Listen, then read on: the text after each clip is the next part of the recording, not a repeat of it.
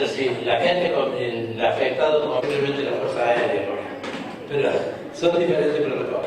Pero lo importante era convencer a esta persona que cerrara voluntariamente. ¿Por qué? Porque ya el sheriff saca la mano. Y ahora, si vos te pones loco y no entendés temas, entonces te cerramos y ya eso, ese caso pasa de las expectativas. ¿Sí?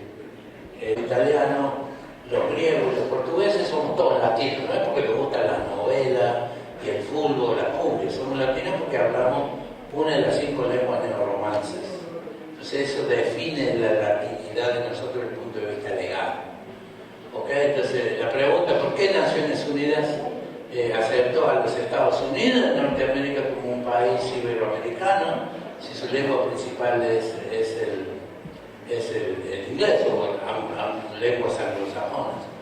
Entonces, exactamente, porque si ustedes se imaginan, en Estados Unidos hay casi 62 millones de personas que hablan español.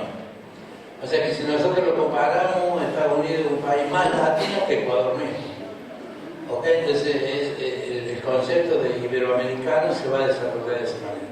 Y otra cosa que queremos que de alguna manera los europeos entiendan, que básicamente la gastronomía de ellos se construyó sobre nuestros productos. Entonces yo siempre digo lo mismo. El foro no es que va a aprender de la cocina europea. Obviamente vamos a aprender técnicas y cosas, pero vamos a enseñar nuestros productos que de alguna forma los que se llevaron ellos de acá, que hicieron la gloria. Imagínense que sería la cocina italiana sin tomate. Tomate no existía en Europa hasta que no vinieron los españoles. Sin cebolla. Sonocati sin tomate, le decían los aztecas. ¿Entienden? Entonces, ¿qué harían los europeos sin el maíz? Sin la papa ecuatoriana, la papa peruana, que es la gloria de la cocina francesa. Fíjense qué contradicción. Don Augusto Escoffier dijo, papas noisette, papas taillán. ¡Wow! Dicen. Y los franceses no tenían papa. o sea que, de nuevo. Y obviamente, hoy más que nunca, porque América, aparentemente, este continente es propietario de dos de los 3 modelos alimentarios más importantes del mundo, que está representado por la cocina mexicana, y posiblemente muy pronto la cocina peruana sea declarada Patrimonio Intangible de la Humanidad. O sea, no sé si ustedes entienden la importancia de eso. Quiere decir que posiblemente para el año 2050 casi 14 billones de personas van a orientar la alimentación en nuestros productos. ¿Okay? Entonces creo que el foro tiene ese derecho de estar en Europa por derecho propio, no es porque somos atrevidos esas cosas. Entonces, un poco lo que quería mostrar siempre, a mí me gustan las buenas noticias, aunque a veces fui cargado de malas noticias, ¿no? pero en este caso a ver dónde está esto que estoy haciendo el cambio.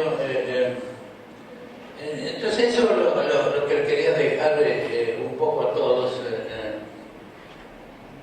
Cambios. De alguna manera quiero que aterricemos. Entonces fíjense esa estadística. Nosotros sabemos, por ejemplo, en Ecuador, entre el 35 y 38% de la población ecuatoriana que tiene un ingreso superior a $15.000 anuales, hoy está comiendo por lo menos 2 comidas y media por semana fuera de la casa. ¿Okay? Entonces, todo lo que han hecho, yo escuchaba al compañero antes hablar de su desarrollo y todas esas cosas, que eso tiene que ver con, de acuerdo a los estándares que marca Naciones Unidas. Entonces, ese ingreso, nosotros estamos viendo un incremento permanente del número de ese grupo poblacional. Pese que tenemos problemas, pobreza, yo siempre digo, de eso, ustedes los ecuatorianos, un aplausito. Ustedes y el 9% de la población pobre. O sea, pese a todas las cosas, pese a que ha hecho un progreso sustancial en eso. Y obviamente se le podemos dar crédito a gobiernos anteriores o de gobiernos, pero por eso digo que sentido, de que consciente o no, usted ha logrado disminuir un poquito la pobreza, ha avanzado el Ecuador en la democracia alimentaria, que es diferente de la soberanía alimentaria, porque también vemos contradicciones, porque de alguna manera nosotros pensamos que la hueca es una soberanía alimentaria, pero para mí es todo lo contrario. Por un lado, el gobierno quiere formalidad pero autoriza las huecas sin ningún estándar. Entonces hay contradicciones que no es propio de un país en vía de desarrollo. Entonces, pero de nuevo, Ecuador es uno de los países que ha avanzado, como vimos el año pasado se declaró, wow, por primera vez el Día de la Gastronomía, casi 200 años después de lo que tendría que decir. Pero de nuevo, por un lado declaramos Día Nacional de la Gastronomía, pero todavía el Ministerio de Trabajo no sabe la diferencia entre un chef de cuisine y un jefe de partida. Entonces son contradicciones propias, como decía el compañero, del subdesarrollo. Entonces, pero si vemos la película así a grandes rasgos, hemos hecho mucho progreso. Yo me acuerdo el costo de una langosta, de un pedazo de salmón, cuando vine por primera vez a Ecuador, el equivalente de hoy sería $15. Entonces, ¿quién comía salmón? Solamente los ricos. Entonces, ahora con el asunto de la producción mayoritaria, ahora ustedes pueden comer salmón a 99 centavos la libra. O sea, que parece que no hay mucho, pero eso es... nosotros lo comparamos con ese tipo de democracia de acceso a los alimentos, lo comparamos con los aviones. Entonces, ¿quién viajaba a Nueva York de Guayaquil hace 40 años? Solamente los millonarios. Ahora cualquiera de nosotros se ahorra un par de meses, tiene $380 por ir a pasear a Nueva York. Entonces, eso es democracia, de alguna manera. No nos alcanza todo, pero un número importante de la población. Entonces, por eso digo que vemos progresos tangibles.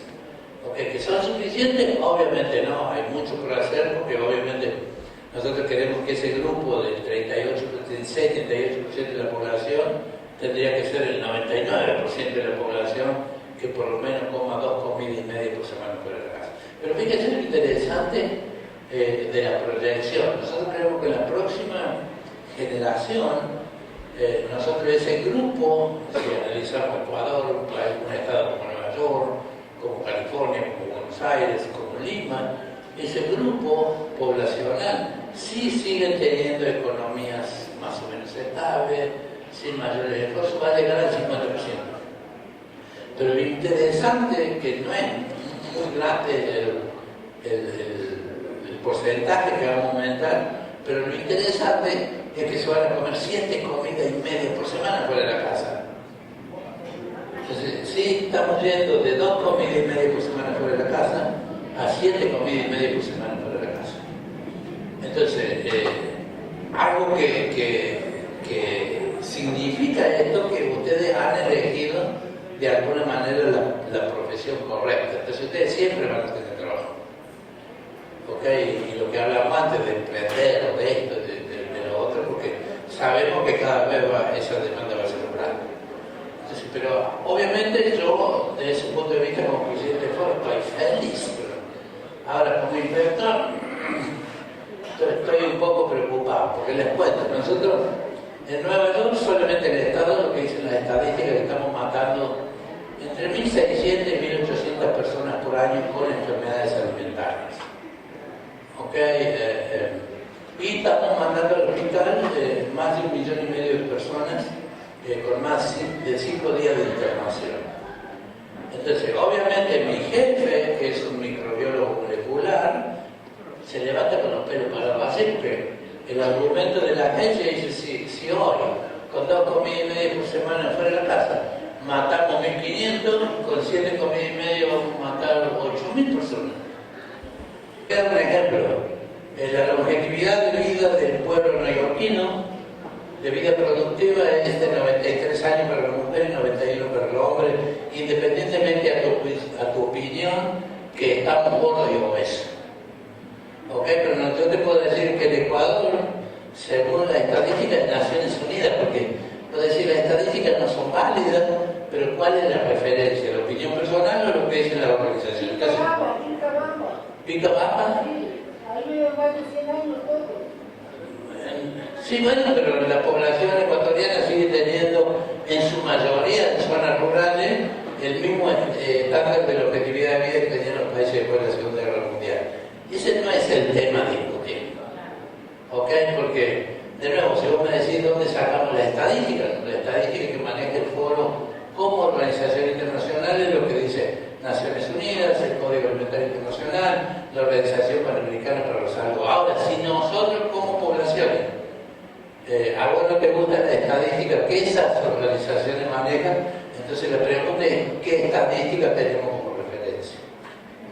¿Ok? Porque todos nosotros sabemos que las estadísticas pueden politizarse para un lado o para otro.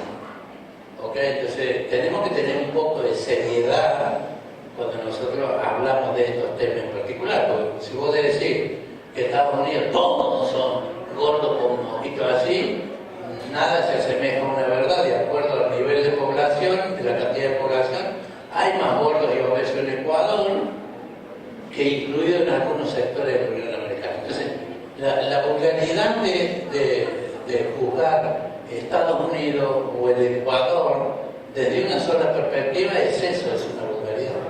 Porque dentro de los Estados Unidos vos tenés 50 estados, territorios insulares con diferentes leyes y diferentes recomendaciones.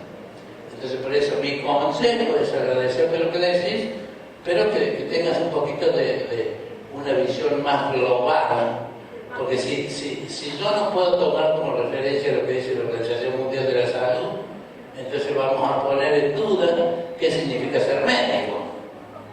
¿Entienden? Entonces, por eso mi recomendación es que no tratemos de hacer juicios globales, porque obviamente estamos representando ciertos sectores de la sociedad.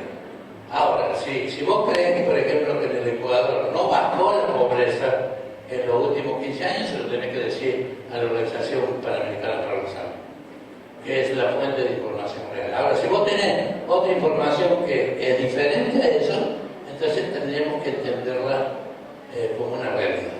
¿Ok? Entonces, esa es un poquito la posición. ¿Sí?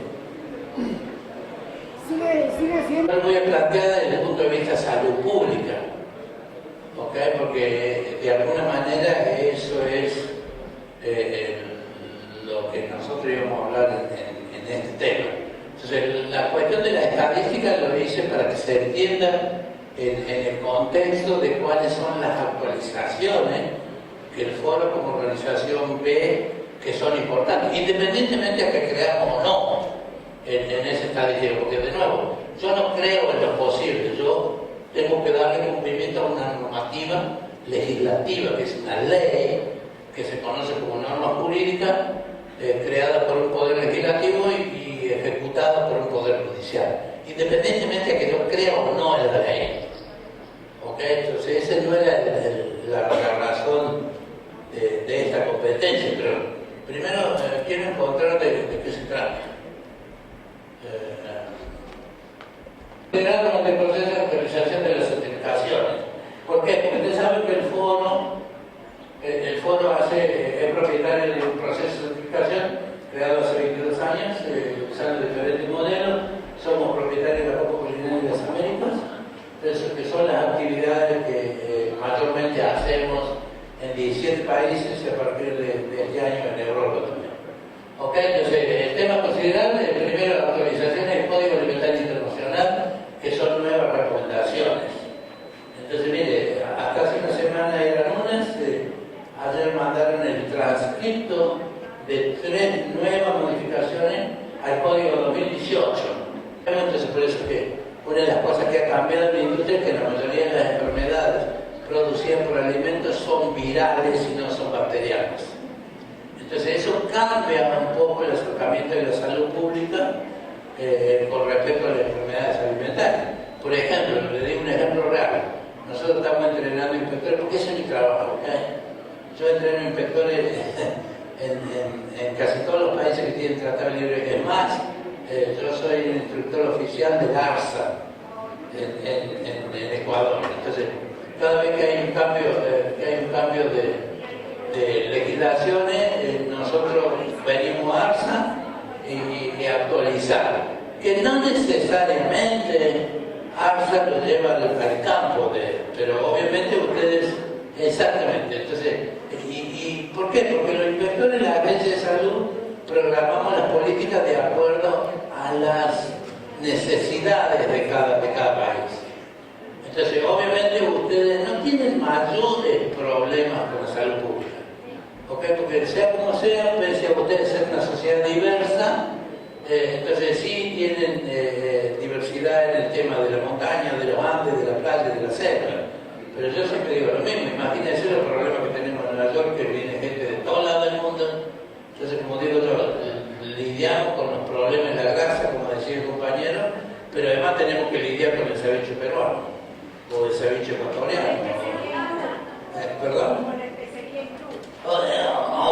Imagínense los problemas que tenemos con los chinos. O sea, pues yo te digo, ustedes en temas de salud pública tienen problemas, pero son de alguna forma uniformes, no como nosotros que tenemos. Si ustedes tienen un problema, nosotros tenemos 200, sí. Nos habla de muchas cosas que nosotros quizás como estudiantes o ya profesionales sí lo sabemos y lo podemos inclusive aplicar, pero nosotros somos una pequeña parte de lo que hablamos en temas anteriores sobre emprendedores, sobre gente que quiere trabajar o se desempleó y se puso X local. ¿Cómo hacer usted como líder para que las demás personas también se enteren de esto, cuando en realidad somos todos los que deberíamos saber un poco, no especializarse, pero sí saber sobre nutrición, sí saber sobre las nuevas tendencias que están existiendo, sí saber sobre la actualización de códigos en este caso, y sobre todo saber sobre leyes, no solamente como dice ahí de acoso sexual, sino de explotación laboral, de todo lo que tenga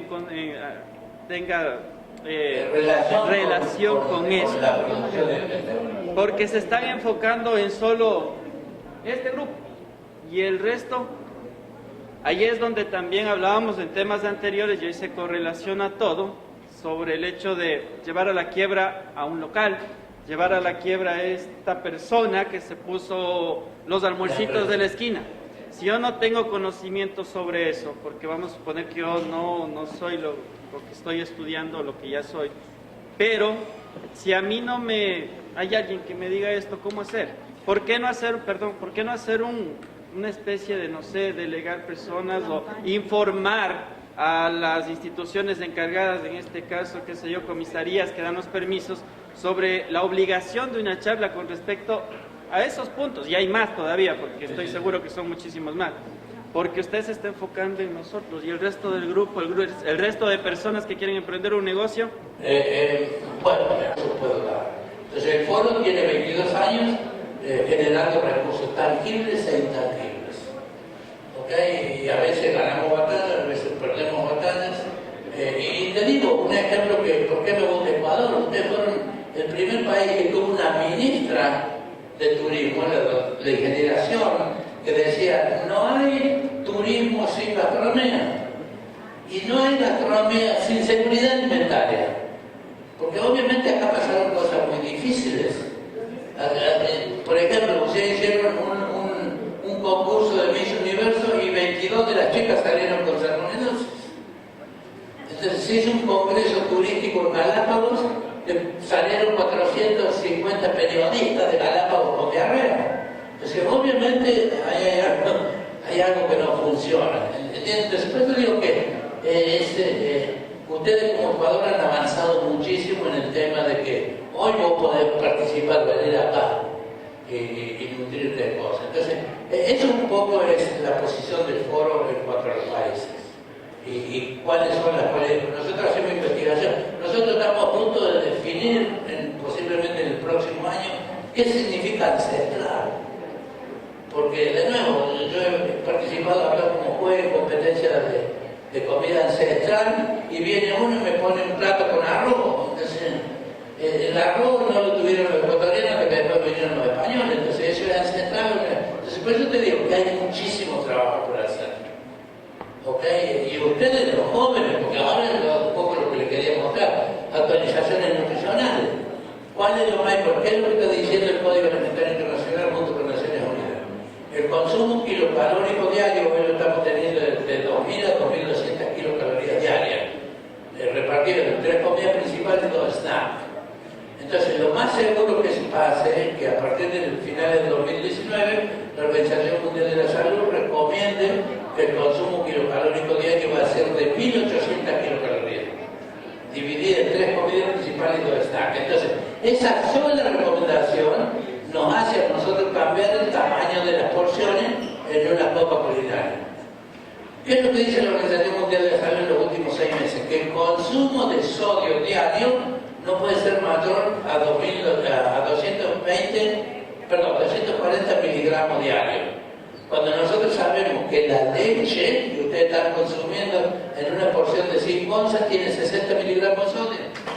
Entonces, si ustedes se toman un vaso de leche y 2 jugos de naranja industrial, ustedes ya consumieron el sodio que necesitan todo el día. Entonces, obviamente vamos a tener presión sanguínea y no vas a pasar los 70 años. ¿Te guste o no te guste? No. Entendemos que estamos comiendo más sodio. En cuanto a las kilocalorías, ¿por qué varía? ¿Por qué hoy tenemos el problema que el compañero le agregaba solamente a los Estados Unidos? Lo tenemos en Japón. Pues decir, pero ¿cómo los japoneses están gordos? Entonces, ¿qué es el 33% de la población? Porque el japonés sigue comiendo hoy como comía hace 2000 años. Pero lo que cambió es la ciencia y la tecnología. Antes el chico japonés venía de la escuela y se iba a la bicicleta. Ahora se queda 3 horas en la tableta.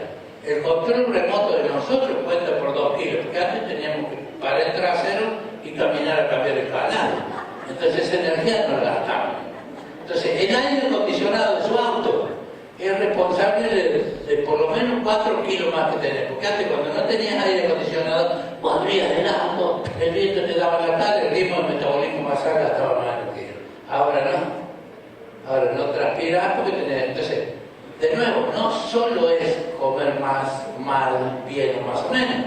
Entonces hay factores que el desarrollo está haciendo contribuir a que tengamos ese problema de obesidad.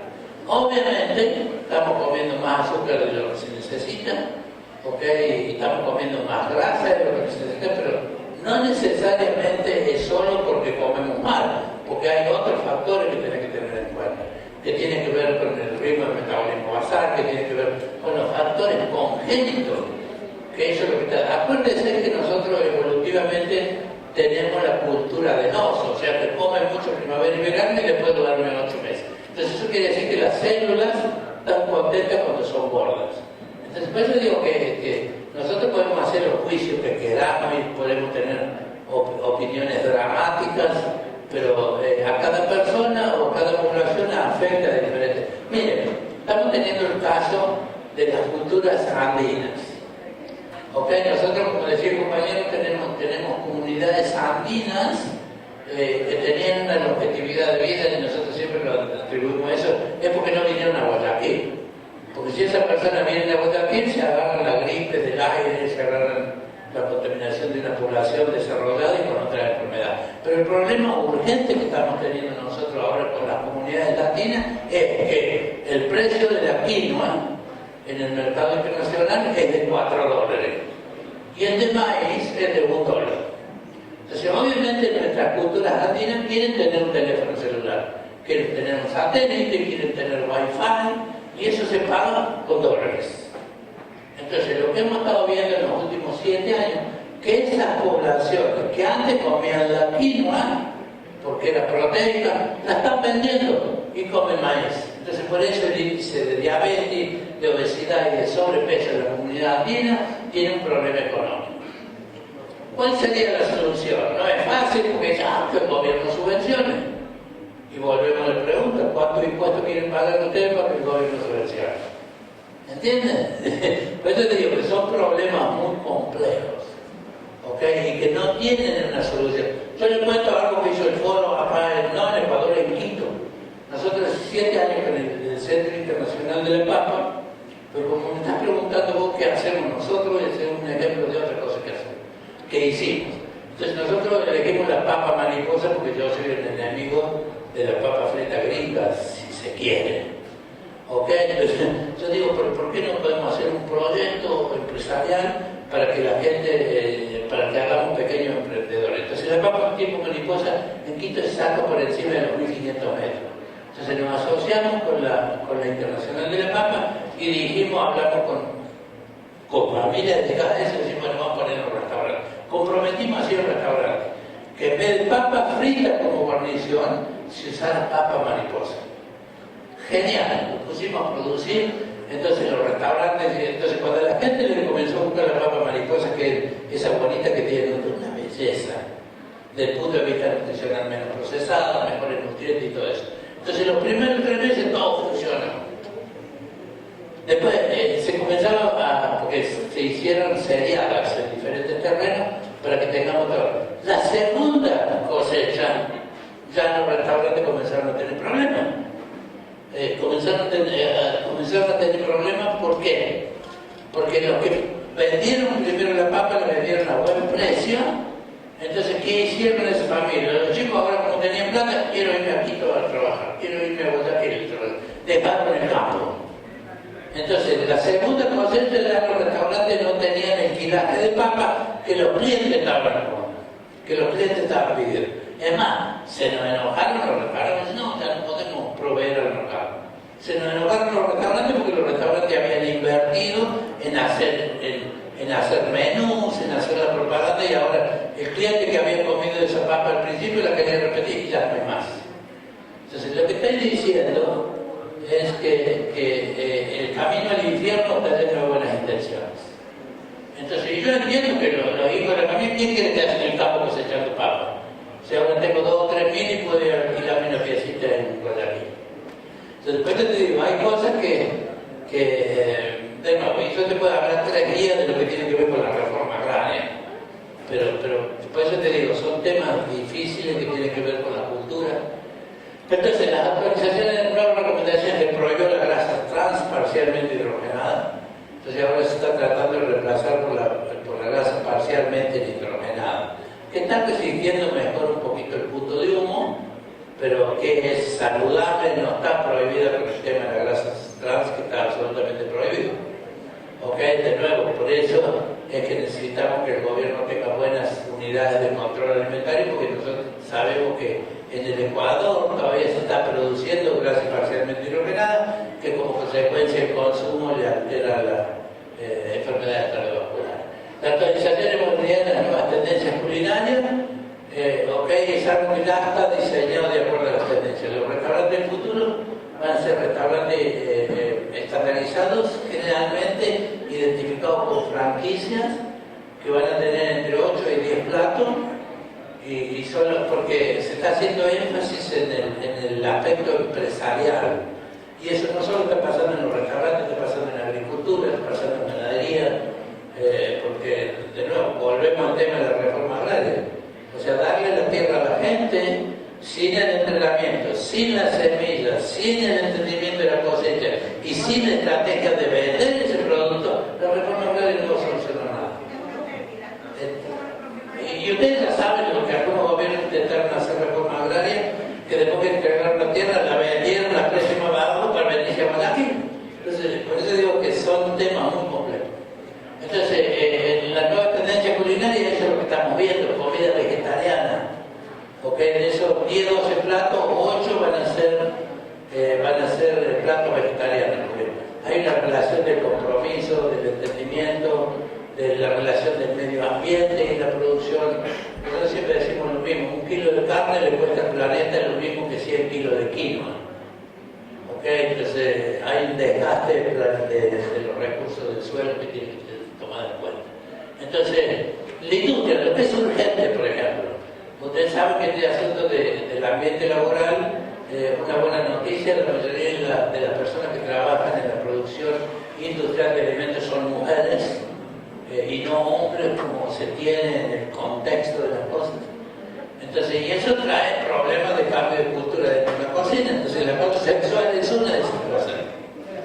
¿Ok? Entonces, ahora estamos viendo pequeñas, medianas y grandes empresas demandadas por lo que se entiende que es un tema de relaciones humanas que tiene que ver con las cosas sexuales. La mayoría de las veces y los hombres con las mujeres. Existen dos tipos legales. Ustedes saben que nosotros somos de cultura judeocristiana, no me pregunten por qué. De lenguas hablamos lenguas anglosajonas y latinas, y que somos del sistema judicial greco-romanos. Okay, de nuevo, no me pregunten por qué, pero así es la historia. Entonces, en ese aspecto jurídico, en el caso de acoso sexual, existen dos tipos: qui pro quo, esto por lo otro, que quiere decir, mira, flaca, yo tengo un puesto de gerenta, pero quiero conocerte mejor. Entonces, eso es qui pro quo. Si vos te dejas conocer mejor, yo te voy a dar el puesto. O ambiente de trabajo hostil, de tipo sexual. Aunque nosotros hemos visto que este asunto de las mujeres liberadas, porque antes era muy común ver que un proveedor te traía verdura y te traía una fotografía de una chica en bikini, que si bien no era pornográfico, era agresivo para la mujer. Pero ahora estamos viendo que las mujeres traen bomberos en bikini, policías. Ok, entonces, sea como sea, han estado jugando con eso, pero eso definitivamente ustedes tienen que establecer políticas de confort. Entonces, si hay alguien que le molesta, una de las cosas que yo he visto como oficial de salud es el lenguaje, el vocabulario. Y yo siempre saco el ejemplo de lo que pasa en mi jurisdicción. Hace muchos años los únicos que trabajaban en comida eran los mexicanos, y el mexicano de alguna manera dice, hijo de chingada, hijo de chingada, lo dicen con un aspecto amistoso. Entonces resulta que un día faltó un mexicano y entró a trabajar un dominicano. El dominicano y la chica, tu madre. Y le daba un sartenazo en la cabeza. Entonces, ¿qué política hace usted como persona en charge? Entonces, lo correcto es decir, bueno, acá no dice más la palabra.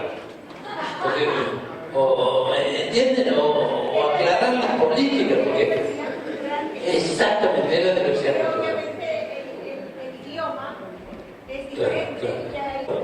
Esa es un poquito la tendencia. Ok, entonces, ¿qué es lo que ahora los códigos? Entonces, todas esas cosas, que aquí no hay leyes, que aquí eso es mentira, no sigan diciendo eso. Relación de cumplimiento con lo que. No, pero acá no está la ley. La ley está, el aspecto legal está. El asunto es si hacen énfasis en el cumplimiento. Entonces, va a depender de la voluntad y de las prioridades. Lo que sí sabemos, nos guste a quien le guste. O sea que el desarrollo de los países desarrollados son los que más le han dado cumplimiento al Código Fiscal Internacional.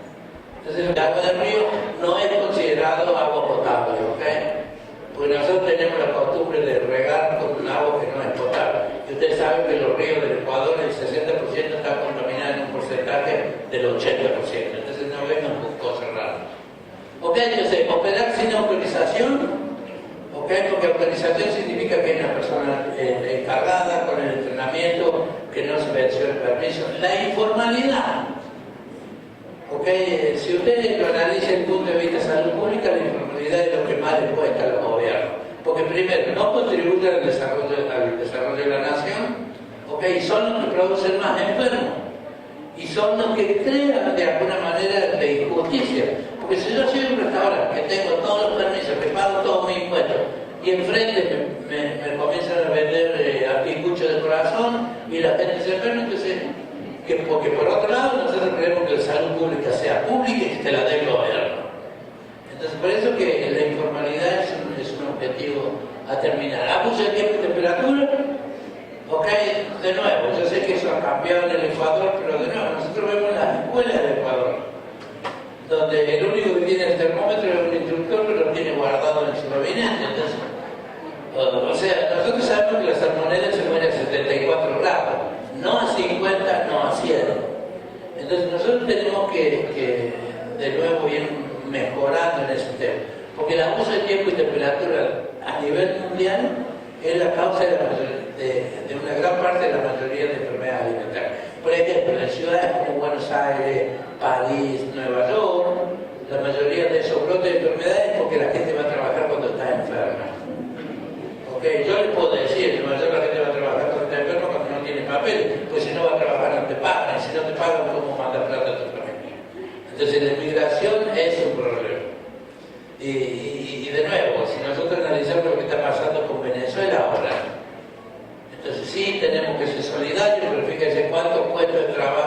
han perdido con una invasión forzada casi.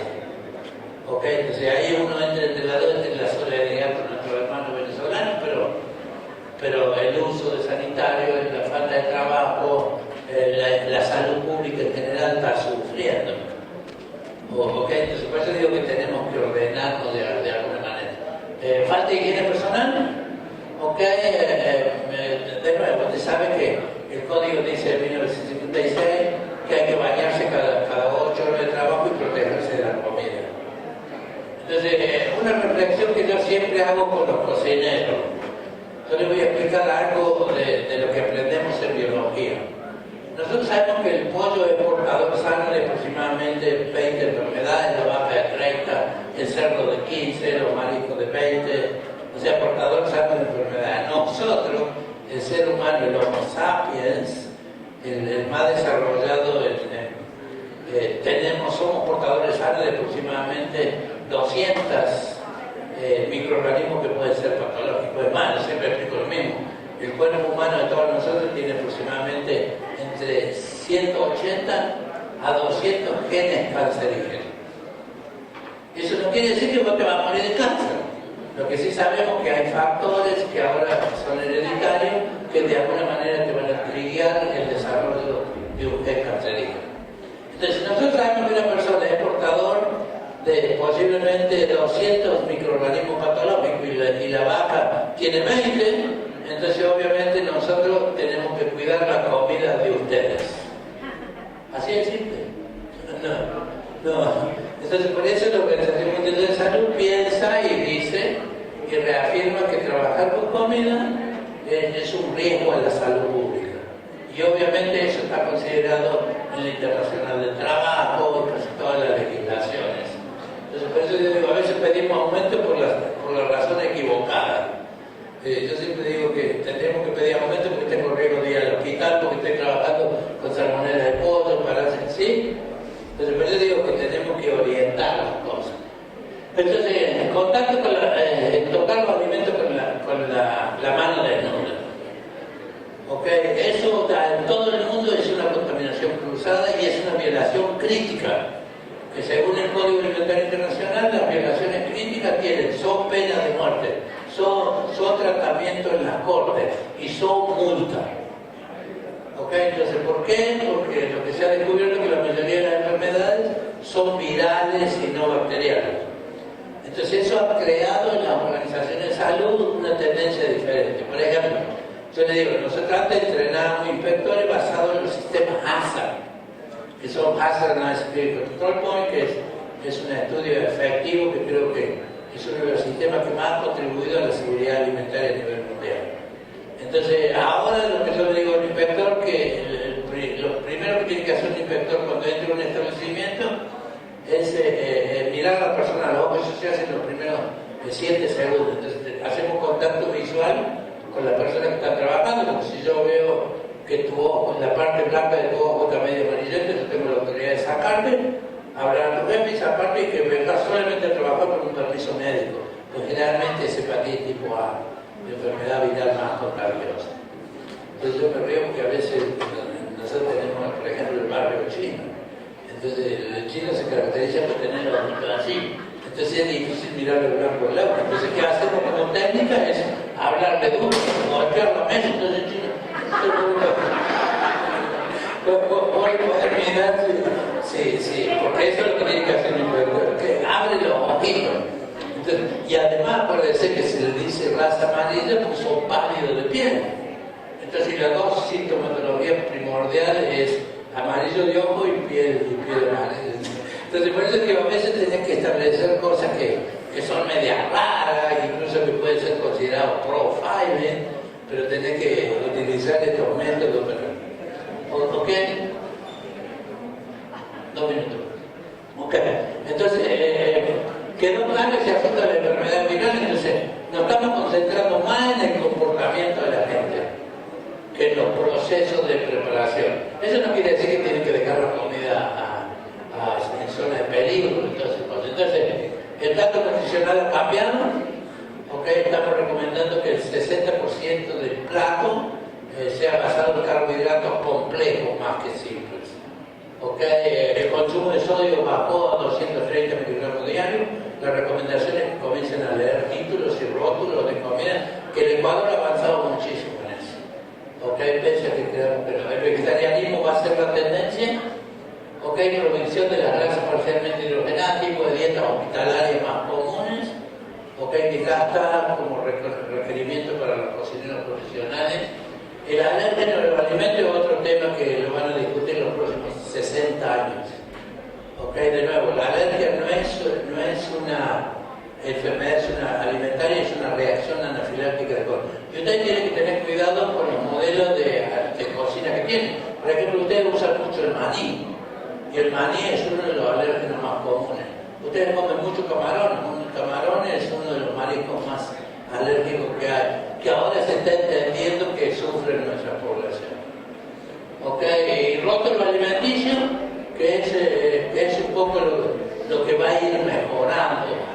Porque acuérdense lo que dijo el Código del 56. El Código del 56 dice que es un derecho inalienable de las personas tener la información de lo que se está consumiendo. Es parte de un derecho humano, al igual que el agua potable. Nueva recomendación para el servicio responsable de alcohol. Acuérdense que se hace responsable a la industria de servir, que es un tema muy difícil en la industria de nosotros. Y por eso se requiere que los cocineros, los chefs certificados, estudien qué es alcohol y cómo funciona en el cuerpo humano. Aviso del menú, los alérgenos, nosotros creemos que los menús del futuro van a ser más un manual informativo, donde se prohíbe comer la carne cruda y poco cocinada, o que la gente sepa que tiene que hacer. El énfasis en la orientación y el entrenamiento permanente. El liderazgo adquirido, es un poco lo que reclamaba el compañero ahí. Hay dos tipos de liderazgo, que es el impuesto uno, de acuerdo a la teoría y la recomendación del foro, que ustedes manejen el liderazgo desde el punto de vista no impuesto, sino adquirido. Que es el que más sabe, es el que más entendece a la gente, porque hemos visto en los sectores empresariales que el liderazgo impuesto tiene poca duración. Entonces, y eso explica por qué a algunos países le han quitado la mayoría del manejo de ciertas industrias a los países que fueron fundadores. Entonces, por ejemplo, la industria del automotor, hoy la manejan los japoneses y a los autos lo inventaron los gringos. Entonces, si un ejecutivo de Toyota gana posiblemente 20.000 yens más que un mecánico. Si vos analizas el comportamiento de General Motors, el director ejecutivo gana $300 millones al año y un mecánico no puede comprar leche de la misma forma. Entonces, esos son liderazgos impuestos. Entonces, en las cocinas lo que recomendamos son liderazgos adquiridos. Un poquito para terminar, ustedes son responsables a través de la seguridad del alimento. No hay otro responsable y para eso se trabaja en equipo, pero entendiendo cuál es tu responsabilidad. Nosotros creemos que es fundamental que los cocineros entiendan qué pasa cuando uno come. Entonces eso es ahora está más en vigencia que nadie. El no aceptación de un establecimiento que no sea formal. El foro obviamente siempre va a estar en contra de lo que sea informal. Por más que sea artístico, cultural, porque eso obviamente no funciona. En función a esta conversación que tiene que ver con la libertad. Según los sociólogos, los antropólogos, los filosóficos, en las sociedades existen varios tipos de liderazgo, de orientar a personas, no manejar a personas, porque sea otra cosa. Pero entonces se han dividido en dos grupos. Liderazgo impuesto, por ejemplo, en la cocina, lo que heredamos en la cocina clásica francesa. Don Auguste Escoffier nos dijo que venía el chef y él te dice, y le decía, bueno, el chef, él decide cuándo es de día, cuándo es de noche, tu horario de trabajo. Entonces, esa es una autoridad impuesta. Autoridad adquirida es lo que están haciendo las empresas más sostenibles, que dicen, bueno, miren, el que tiene más experiencia, el que sabe más, el que sabe ciertos protocolos, los va a dirigir a usted. Entonces, esta persona en particular va a estar orientándote y entrenándote permanentemente. Es más, ¿Saben qué interesante? El Código Comercial Uniforme, comercial que está en inglés en las Naciones Unidas, definió la palabra person in charge o jefe. Entonces, y ahora lo que está diciendo, esa parte de la administración pública y privada, es que vos sos responsable de entrenar a tu gente el 10% de tu hora laboral. O sea, que si vos trabajás 40 horas a la semana, 4 horas la tenés que dedicar al entrenamiento de los estándares de vos que vos querés que la gente cumpla. Porque si no, eso es abuso de autoridad, que también es un caso legal, porque vos no podés despedir a alguien porque no hace lo que no sabía que tenía que hacer. Exactamente, entonces eso se llama liderazgo adquirido. O sea, que el grupo dice, lo vamos a poner a don Pepe porque es el que más sabe, el que no entiende. O sea, que vos lo entrenás para que ellos resuelvan problemas con sus propias soluciones adquiridas de tu entrenamiento. Si tienes un personal entrenado con conocimiento, tú vas a tener mejores resultados. Sí, mejor resultado comercial. Y vas a cumplir con la ley. Y mejor ambiente laboral y calidad de vida. Porque les digo, las leyes, más de uno de ustedes dice, no, acá la ley no existe. Primero sí existe, pero en esta industria, más que darle cumplimiento a la ley, darle cumplimiento a los principios profesionales y éticos de la profesión. Ok, gracias por su tiempo.